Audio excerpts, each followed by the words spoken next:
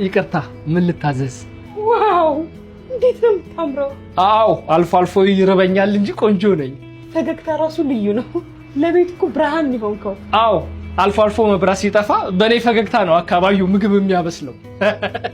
ውይ የኔ ትራንስፎርመር! ወይ ብዙ አትሳቅ እንዳትፈነዳ። ለሱ አታስቢ። ጨዋታ አይጠገብም። አዎ በባህላችን ግን ወንድ ልጅን ማማለል እኮ ነውር ነው። ምን ችግር አለ? ዋናው ይኑር። አይፎንም አለሽ መኪናም አለሽ። ቢሆንም ነውር ነው። ባይሆን ከኔ የተሻለ ቆንጆ ነገር ላምጣልሽ። ካንተ የተሻለ? አይመስለኝም። አይተሽ ቀምሰሽ ታረጋግጫለሽ። ዋው ቡና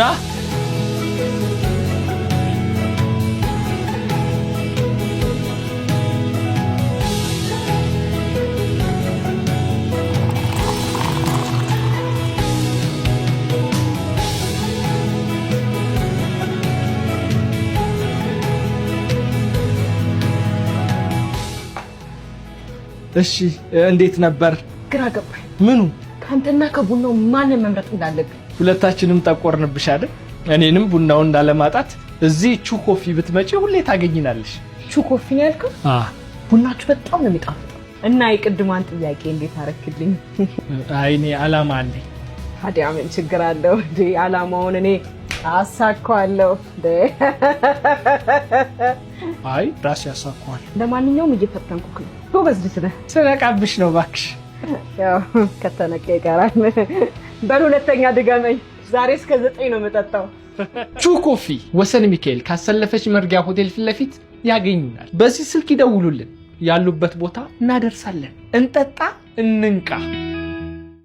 ስማ፣ ሁለተኛ እህታችን አጠገብ ትደርስና እንደ ቋንጣ ነው የምዘለዝልህ።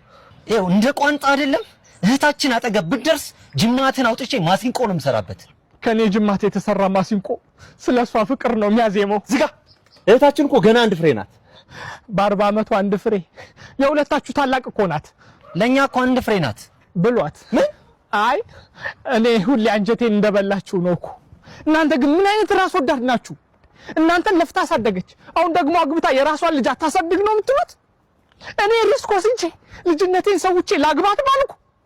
እንደውም ተውት እሺ። እኔ ከሷ የተሻለች ነው የሚገባኝ፣ ቤተሰቧን የጨረሰች። ተውት ተውት። አንተ 41 ሊሞላት እኮ ነው። በልጅነቷ አግብታ መውለድ አለባት። ና ና እንስማማ፣ እንደባደር። ጥሎሽ ጣሉልኝ። በዚህ ሰዓት ወንድም ሳይሆን ባል ነው የሚያስፈልጋት። ታገቧት እንደሆነ ያለው ምንድን ነው ያልሽው? እንዴ አትምታኝ። ተው እንጂ እንዴ! ምን ሆነ ነው? ሴት ልጅ እኮ አትመታም። አንተ ምን አገባ? ለምን አያገባኝም?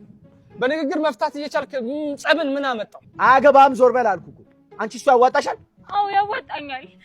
አዎ አዋጣታለሁ። አዋጣት። አንቺ ደግሞ እንገናኛለን። እሺ ነውር አይደል እንዴ?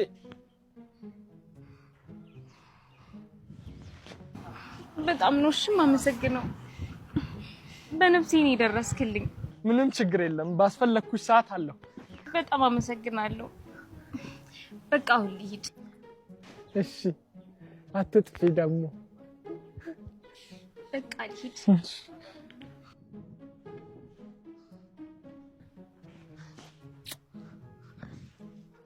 ስማ እቺን የመሰለች ሽንኩርት የሆነች ልጅ እንደው ትሳባለች እንጂ እንደው ይመታል። ምን አይነት ወንድ ሲባል ግን አንዳንዴ ስልኬን ሳልሰጣት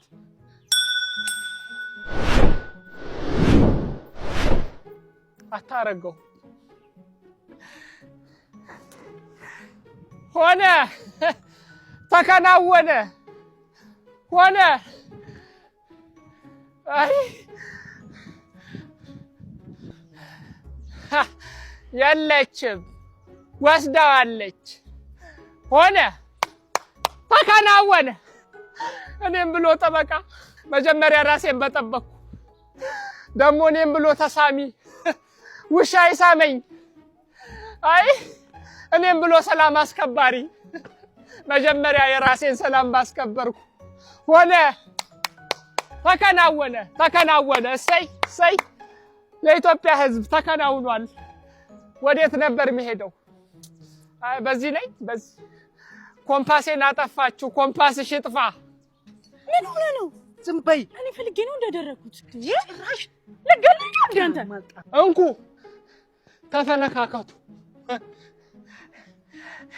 ሊበላ